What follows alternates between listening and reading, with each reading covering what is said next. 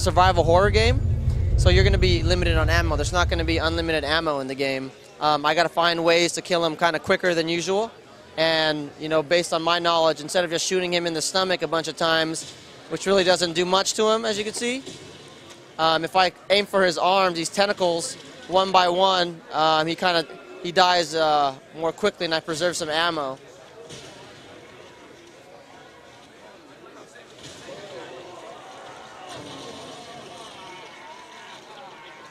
So it took me a couple shots. He's dead. Preserve some ammo. So in here, something's going on, as we can see. And we see this guy. He's called the Brute. He's one of our bigger enemies in the game. And he, if you can notice, he has a lot of armor up front. So just shooting him like there is not really giving him much damage.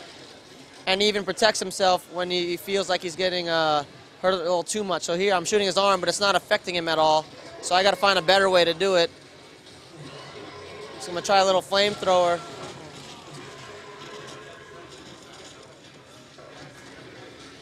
So a good way to defeat this guy strategically is to slow him down, because his main attack is the rush.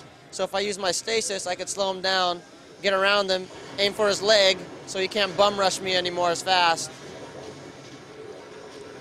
And when he's guarding himself, he's leaving himself vulnerable to me shooting out his legs.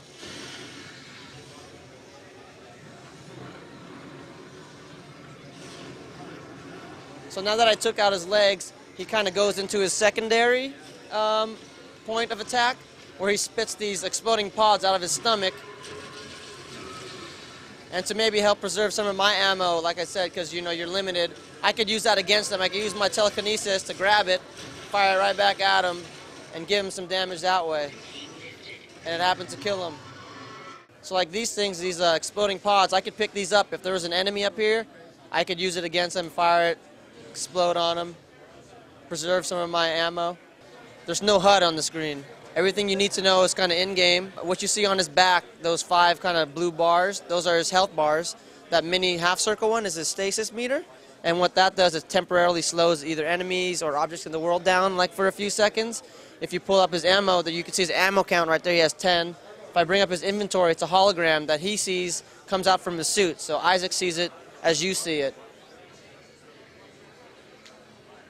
So something's going on in this room.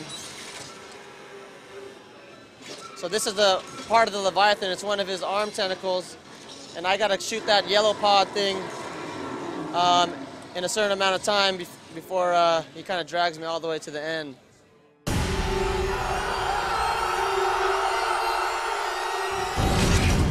So now we're about to enter one of the zero-G parts of the game, where you can see how that goes and get that experience of our zero gravity. So what's different about our zero gravity is we want to really make it feel like space. So when you pick an area you want to go to, Isaac jumps there and he glides there. He floats there until he lands. It's not like he has a jetpack where he can just freely move around. He's got to commit, just like you do in normal space. So here's the kind of a machine. If I walk close to it, it'll electrocute me. So just like I use stasis on my enemies, I could use it on these machines, stop it down, act quickly, get around it so I don't get electrocuted in time. So this guy is a baby that is now a bit corrupted.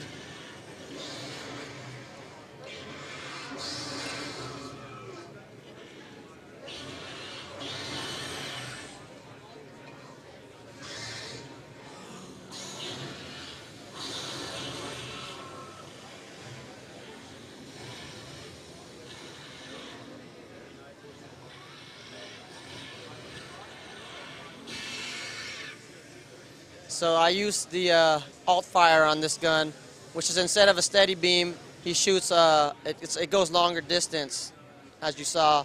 And I can also use my telekinesis to grab objects like health packs, bring it toward me, and use it right away.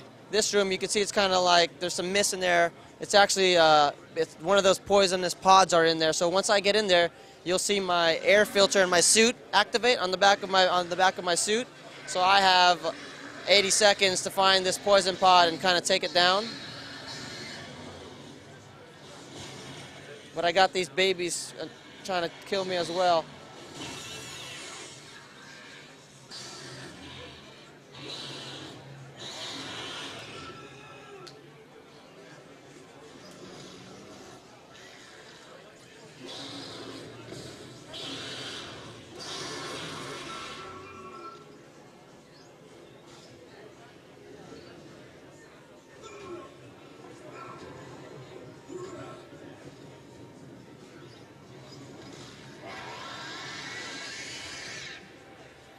Bye-bye.